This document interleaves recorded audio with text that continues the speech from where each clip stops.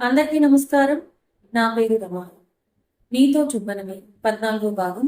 రచయిత సునందారాం గారు. ఆయన్ని చూడకపోతే ప్రాణం పోతున్నట్టుగా ఉందని ఏడుస్తూ ఉన్న మధుని హత్తుకున్న ఆద్య నాకు అర్థమైన వదిన. నువ్వెంతగా మా అన్నయ్యని ప్రేమిస్తున్నావు, అన్నయ్యని ఎంతగా మిస్ అయ్యావు, మరి ఈ విషయం అన్నయ్యకు తెలుసా అని అడుగుతూ దూరం జరుగుతూ మధు కన్నీళ్ళని తుడుస్తుంది ఆద్య. లేదు అని తలుపున మధు మొదటిసారిగా ఈ విషయం నీకే చెప్పాలని సిగ్గుపడుతూ చెప్తుంది. ఓ మై డియర్ వదిన గారు, సిగ్గుపడుతుంటే వాళ్ళు అన్నగా ఉన్నారే. నాకు నేను ఇలా చూస్తుంటే ముద్దు పెట్టుకోవాలనిపిస్తుంది. ఇక మా అన్నయ్య చూస్తే అసలు ఆగలేక ముద్దు పెట్టేసుకుంటాడేమో అని మధు బుగ్గలాగుతుంది. పో ఆద్య అని ముఖాన్ని చేతిలో దాచుకుంటుంది సిగ్గుపడుతూ. పోతాంలే, పోతా, ఎక్కడికి పోతాం, మా అన్నయ్య వస్తే ఎలాగో ఇక్కడ ఉండే ఛాన్స్ ఇవ్వడుగా అంటూ ఇంకాస్తగా ఆట పట్టిస్తుంది ఆద్య. ఆద్య, నువ్వు నాకు ఒక హెల్ప్ చేయాలని సిగ్గుపడుతూ అడుగుతున్న మధు మాటలకి ఏంటో మా వదిన గారికి ఈ ఆడపడుచు గారు చేయవలసిన సాయం అంటూ డ్రమటిక్ గా అంటుంది. అది మరి నేను అని కాస్త సిగ్గుపడుతున్న మధుని చూసి తల కొట్టుకున్న ఆద్య. ఇలా అయితే నీతో మా అన్నయ్యకి బాగా కష్టమవుతుందేమో వదిన అంటుంది. అర్థం కానట్లుగా చూస్తున్న మధు చెవి దగ్గరికి వెళ్ళి కాపురం చేయడానికి, వదిన చూడపోతే మేము ముద్దుకే ముచ్చిపోతున్నావు, ఇక అసలు జరగాలంటే పాపం మా అన్నయ్య కైలాసం చూపిస్తావేమో అని నవ్వుతుంది. ఇదిగో ఆద్య, నువ్వు ఇలా ఆట పట్టిస్తే నేను నీకేం చెప్పను అని కలపగా.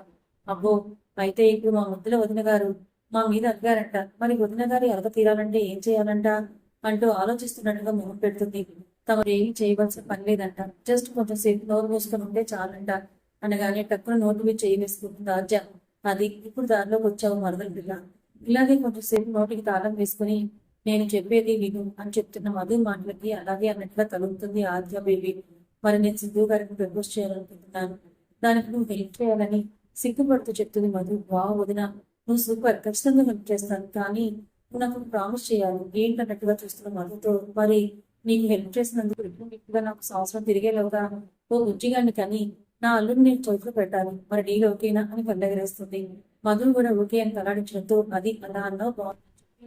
కొంచెంసేపు ఆలోచించి ఏదో తట్టిందంట. అది వదిన, అన్నయ్య పార్టీ ఇవ్వాలని అనుకున్న మరుసటి రోజే అన్నయ్య పుట్టినరోజు కాబట్టి నువ్వేం చేస్తావంటే పార్టీ రోజు నైట్ 12 గంటలకు అన్నయ్యకు సర్ప్రైజ్ ప్లాన్ చేసి ప్రపోజ్ చేయని చెప్తుంది. కానీ దానికి ఇంకో 10 days టైం ఉంది కదా అంటుంది దిగులుగా.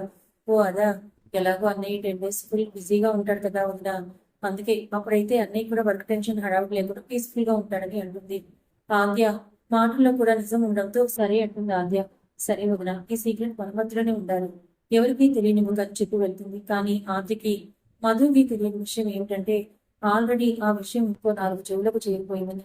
ఉదయాన్నే లేచిన మధు తన పక్కన చూసుకొని లేని సిద్ధు కోసం పక్క తడుపు చూసుకొని, ఎప్పుడొస్తారు సిద్ధు గారు, మీరు, నేను మిమ్మల్ని బాగా మిస్ అవుతున్నాను, రోజు మీ గుండె చప్పుడు వింటూ నిద్రపోయే నేను ఇప్పుడు మీరు లేకుండా నిద్రపోలేకపోతున్నాను, నిద్ర లేచిన వెంటనే నా పక్కనే కనిపించే మీ అందమైన ముఖాన్ని నేను బాగా మిస్ అవుతున్నాను, ఎప్పుడు వస్తారు మీరు అని బాధగా అనుకుంటూ ఫోన్ తీసుకుని సిద్ధు కాల్ చేస్తుంది.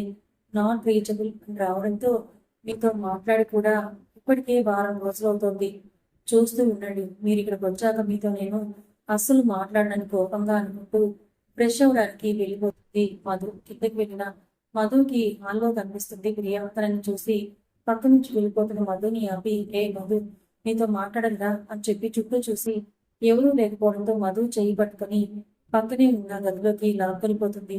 ఏంటి ప్రియా, ఎందుకు ఇలా లాక్కొచ్చావు, పిలిస్తే నేనే వచ్చేదాన్ని కదా అంటూ ప్రియా గట్టిగా పట్టుకోవడం వల్ల నొప్పి పుడుతున్న తన చేతిని చూసుకుంటూ అడుగుతుంది మధు. మధు వైపే కోపంగా చూస్తూ, చూడు మధు, సిద్ధు అంటే నీకు ఇష్టం లేదని చెప్పావు కదా, నేను ఇంట్లో వాళ్ళకి చెప్తాను నీకు సిద్ధు అంటే ఇష్టం లేదని, నువ్వు మాత్రం సిద్ధు తిరిగి వచ్చేలోపు ఎక్కడికన్నా వెళ్ళిపో, నేను నీకు హెల్ప్ చేస్తాను, కొన్ని రోజులు ఢిల్లీలో ఉన్న మా ఫ్రెండ్ ఇంట్లో ఉండు, ఈ లోపు సిద్ధుతో నువ్వంటే ఇష్టం లేక మధు వెళ్ళిపోయిందని చెప్పి ఆ తర్వాత సిద్ధుని నువ్వు పెళ్లి చేసుకుంటావు అంతేనా ప్రియ? అవును మధు, నీకు ఆల్రెడీ నీ పెళ్లి టైంలోనే చెప్పాను కదా నేను సిద్ధుని నేను ప్రేమిస్తున్నాను అని, అందుకే నీకు ఇష్టం లేకుండా జరుగుతున్న పెళ్లి నుంచి నువ్వు తప్పించుకోవడానికి హెల్ప్ చేస్తానన్నాను, కానీ నువ్వే నా మాట వినకుండా మా బావని పెళ్లి చేసుకున్నావు అంటుంది కోపంగా.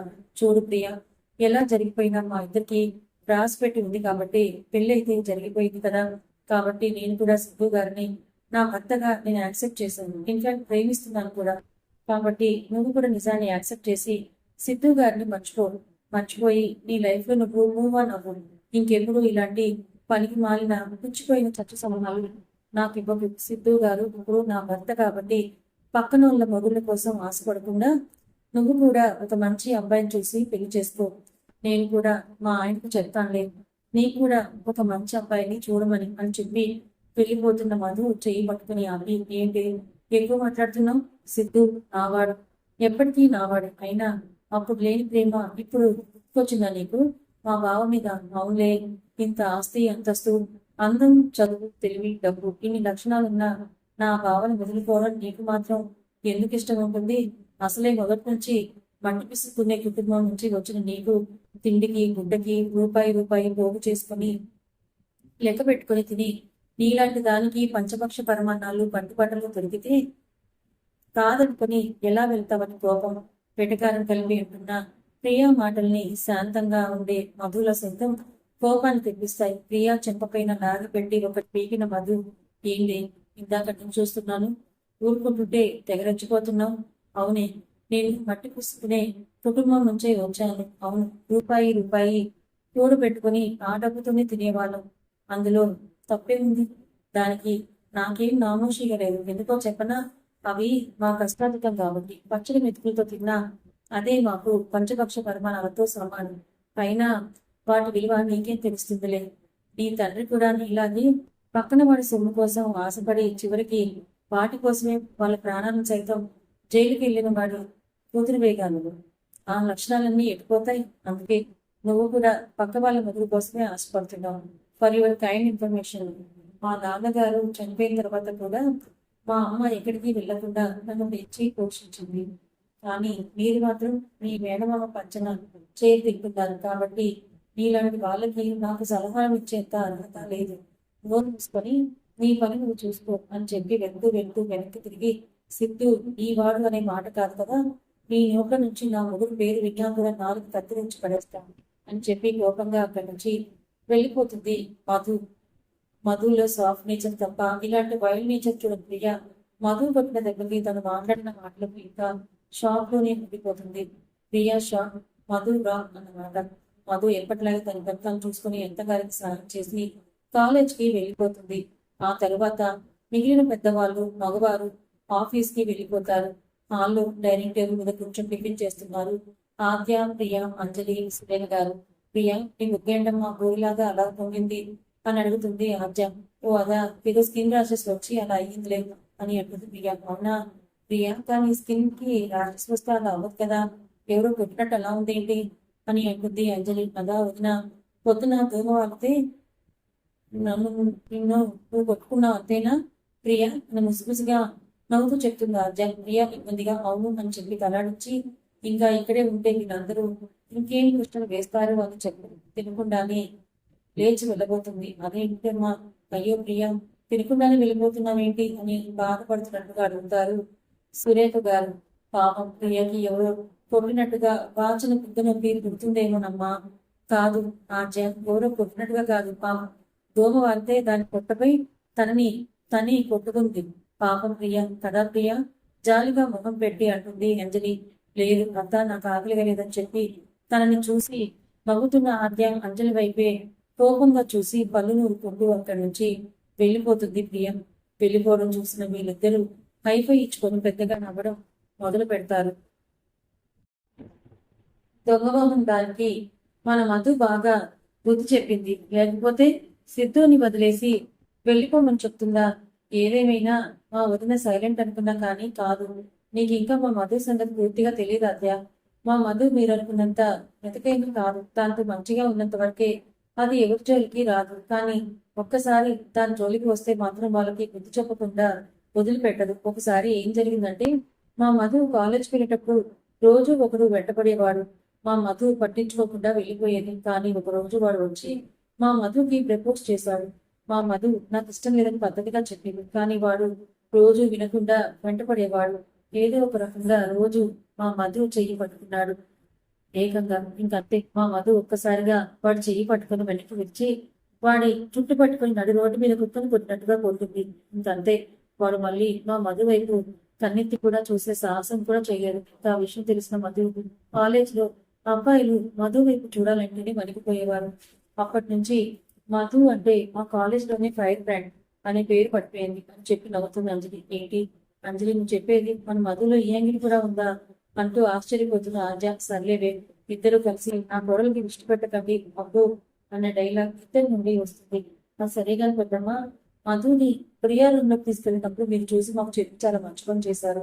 లేదంటే ఆ ప్రియ నిజ స్వరూపం మాకు తెలిసేదే కాదు అని చెప్పి తన గదికి వెళ్ళిపోతుంది. ఆర్జ కూడా తన తల్లి వైపు ఒకసారి చూసి వెళ్ళిపోతుంది.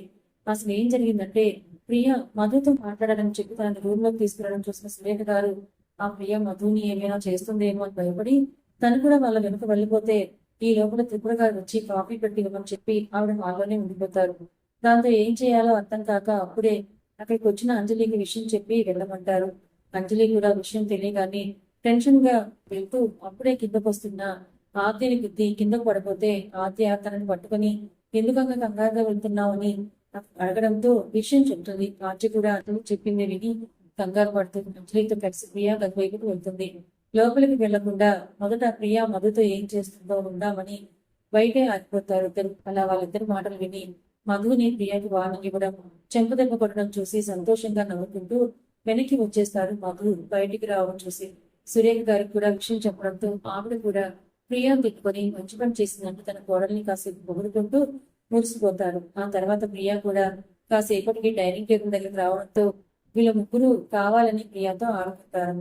కాలేజ్ నుండి వచ్చిన మధు ఎప్పటిలాగే ఫ్రెష్ అయి వచ్చి తన అత్తగారికి వంటలో సాయం చేస్తూ తినేసి తన గదికి వెళ్ళిపోతుంది. ఇంకా రాని సిద్ధు కోసం ఫోన్ తీసుకుని కాల్ చేస్తే ఎప్పటిలాగే నాట్ రీచ్ అని రావడంతో మళ్ళీ బాధగానే పిలిచి సిద్ధుని గురించి ఆలోచిస్తూనే నిద్రపోవడానికి ట్రై చేస్తూ రాణి నిద్ర కోసం ఎదురు చూస్తూ తన ఊహల్లో ఉన్న సిద్ధుతో కూసులు చెప్తూ ఎప్పటికో నిద్రలోకి జారుకుంటుంది. కలలో కూడా వదలని తన భర్త గారి చిలిపి పనులకు సిద్ధు గారు ప్లీజ్ వదలండి, ఏంటి మీ అల్లరి అని చెప్తూ కళ్ళు తెరిచిన తనకి అప్పటి వరకు కలలో చిలిపి పనులతో అల్లరి చేసిన తన పతిగారు ఎదురుగా కనిపించి తన వైపే చూస్తూ ఉండడంతో మీరు ఇప్పటి వరకు కలలో చేసిన అల్లరి పనులు సరిపోలేదనా, మళ్ళీ కళ్ళ ముందు కూడా కనిపిస్తున్నారు, అసలు మీరు నిజంగా వస్తే చూడండి, మీతో అస్సలు మాట్లాడు, మీరు నా మీద ప్రేమ ఉందంటూ చెప్పే మాటలన్నీ కూడా అబద్ధాలే, నిజంగా నా మీద మీకు ప్రేమ ఉంటే మీరు ఎంత బిజీగా ఉన్నా కూడా కనీసం నాకు ఫోన్ అయినా చేసేవారు, మీరు నా మీద ప్రేమ ఉందంటూ చెప్పిన మాటలన్నీ అబద్ధాలి, ఇంకెప్పుడు మీ మాటలు నమ్మను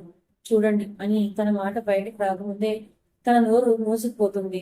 అంతే. అప్పటి వరకు తనకు ఎదురుగా ఉన్న సిద్ధుని చూస్తూ తన ప్రేమేమో అనుకున్న మధు సిద్ధుని చూసి తన మనసులో ఉన్న బాధని మొత్తం అతని ముందు బయట పెట్టేస్తుంది. అసలే తన ప్రియసతికి ఇన్ని రోజులు దూరంగా ఉన్నాడాయి, పైగా అతని కోసం తను కూడా బాధపడుతుందని, అతని కోసం ఎంతగానో ఎదురు చూస్తూ ఉందో తన మాటలోనే విన్న సిద్ధు ఇంకా ఆగగలడా?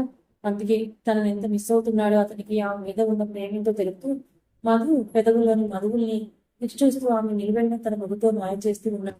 సిద్ధు నిజంగానే వచ్చాడా, లేదంటే ఇదంతా తన ప్రేమేమో అర్థం కాని మధు కాసేపు అలాగే సిద్ధు పెడుతున్న ముద్దు మాయలో ఉండిపోతుంది. కాసేపటికి మధు పెదవుల్ని వదిలి దూరం జరిగిన సిద్ధు తన వైపు చూస్తున్న మధు వైపు చూస్తూ కన్ను కొడతాడు. అంతే. అప్పటి వరకు తన కలలో ఉందో భ్రమలో ఉందో అర్థం కాని మధు సిద్ధు చేసిన పనికి తప్పును లేచి కూర్చొని తన పక్కనే విష్ణుమూర్తి పోజులో పడుకొని నవ్వుతూ తన వైపే చూస్తున్న సిద్ధుని చూస్తూ అయోమయంగా తన చేతిని దించుకొని చూస్తుంది. కానీ ఎంతకీ నొప్పి తెలియట్లేదే. అయ్యో సిద్ధు గారు, మీరు కనిపించడం కూడా నా ప్రేమేనా, నేను ఇంకా నిజమేనేమో అనుకుని సంతోషించాలని లేవబోతున్న మధు కాసేపటికి సిద్ధంగా ఉంటుంది. ఆమె ఎన్ని రోజుల నుంచి ఎంతో మిస్ అయినా అతని గుండె చప్పుడుని వింటూ కథ ఇంకా ఉంది. మరి మొత్తానికి సాఫ్ట్ గా ఉండే మధులో కూడా ఇంత వైల్డ్ టైం ఉందని పాప మన ప్రియ ద్వారా తెలుస్తుంది. ఆద్య, సురేఖ గారు అలాగే అంజలి ముగ్గురు కూడా మరి ఎంతగానో ఎదురు చూస్తున్న తన పతిదేవుడు తన కళ్ళ ముందే ఉంటే ప్రేమేమో అనుకొని పొరపాటు పడి పాపం పిచ్చి చూపులు చూస్తుంది మధు. మరి సిద్ధు నిజంగా వచ్చాడని తెలిస్తే తన రియాక్షన్ ఎలా ఉంటుంది? మరి సిద్ధు ప్రియా గురించి నిజం తెలుసుకుంటే మధుకి తన నుంచి దూరం చేయాలని ప్రియా పన్నాగాలు పడుతోందని సిద్ధుకి తెలిస్తే ప్రియా పరిస్థితి ఏంటంటారు? మరి సిద్ధు ఆఫీస్లో జరిగిన హ్యాకింగ్ కి ఈ ప్రియా వాళ్ళ నాన్నకి ఏమైనా సంబంధం ఉందా? అసలు మధు తండ్రిని చంపింది ఎవరు? నిజంగా సిద్ధు ఫ్యామిలీ అయినా? మరి తర్వాత ఏం జరగబోతుందో తెలుసుకోవాలనుకుంటే ఛానల్ని ఫాలో అవ్వండి. కథ నచ్చితే లైక్ చేయండి. ఇలాంటి మరిన్ని మంచి కథల కోసం మా ఛానల్ని సబ్స్క్రైబ్ చేసుకోండి. Thank you so much for watching.